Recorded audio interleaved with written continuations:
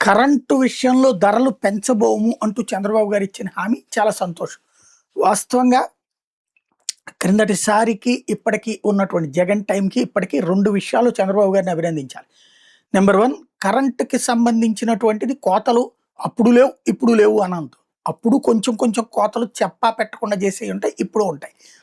But current కొనుగోళ్ళకి సంబంధించి తక్కువ రేటుకి కొన్నామని జగన్ చెప్పినా దాన్ని కోర్టులలో వేసిన కేసులతో కొన్నదానికి, వాడిన దానికి, వాడని దానికి కూడా డబ్బులు చెల్లించడం ద్వారా ఆర్థిక సంక్షోభంలో పడింది ఆనాడు విద్యుత్ శాఖ.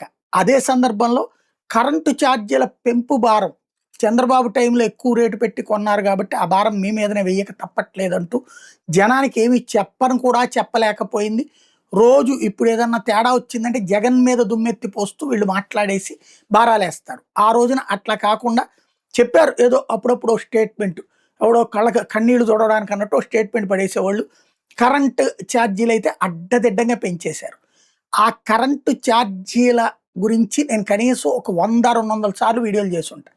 ఇది ఖచ్చితంగా ప్రభుత్వానికి వ్యతిరేకం అవుద్దంటే ఇంకా డబ్బులు వస్తున్నాయంటే డబ్బులు వచ్చినాయి కదా అని చెప్పేసి కరెంటు బిల్లులు కట్టుకోవడానికి కాదు కదా ప్రభుత్వాల దగ్గర, కొంచెం కామన్ సెన్స్తో ఆలోచించుకోండి అని కూడా చెప్పారు. వాళ్ళు వినాల, చివరికి మునిగారు.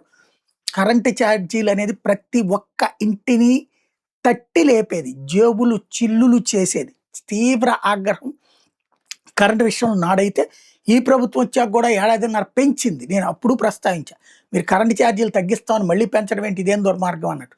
ఇప్పుడు కొంత తగ్గినాయి. అది రెగ్యులేటరీ కమిషన్ ఆదేశాల ఏదన్నది పక్కన పెడితే కరెంటు ఛార్జీల బిల్లులు కొంత మేర తగ్గినాయి. ఆ విషయంలో బాబు గారిని ఖచ్చితంగా అభినందించి తీరాలి.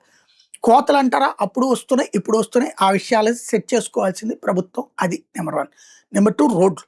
జగన్ టైంలో రోడ్లను అస్సలు పట్టించుకోవాలి. అప్పుడప్పుడు కొన్ని చోట్ల వేశారు, అది లోకల్ ప్రజాప్రతినిధుల ప్రెషర్తో చేసుకొచ్చింది తప్పించి గవర్నమెంట్ సీరియస్గా తీసుకోలేదు. 4.5 ఏళ్ళు అదే జరిగింది. దాని మీదన నేనే ప్రస్తావించా అప్పట్లో, జగన్ రోడ్డు అని పెడితే అప్పుడు ఏమన్నా వేస్తారేమో, జగన్ వెళ్ళినటువంటి ఏరియాలో రోడ్లు వేస్తున్నారు, మిగతా చోట్ల వేయట్లేదు అన్నటువంటి.